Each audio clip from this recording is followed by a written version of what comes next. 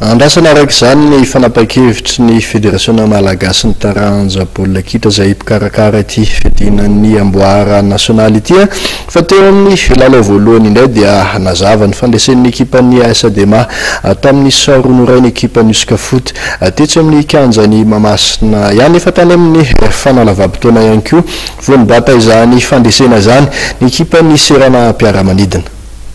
Ny ekipan'ny AS Adema no nahazo ny tapakila voalohany andehanana any amin'ny famaranan'ny Telma Coupe de Madagascar rehefa nandresy ny ekipan'ny Uskafoot avy eto Analamanga ihany tamin'ny saronoray io tolakandro io tetsy amin'ny kianjany Mahamasina teo manasa-dalana voalohany ity fidinany amboara ity.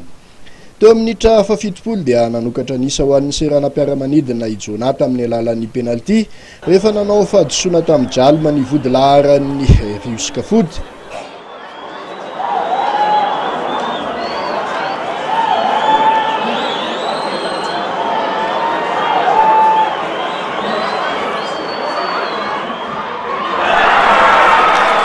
Nanasahala nisa tamin'ny alalan'ny penalty ihany koa ny Uskafoot teo amin'ny minitra fahaenina amby 20 rehefa nanao fahadisoana nandray tanana tao anatin'ny faritry ny 9 metatra sy 20 ny vodilaharan'ny Serana Mpiara-Manidina.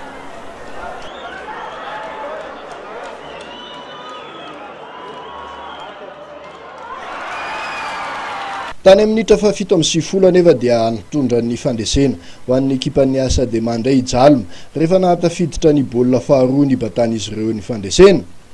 Tonga eo amin'ny famaranana indray araka izany ny ekipan'ny AS Adema.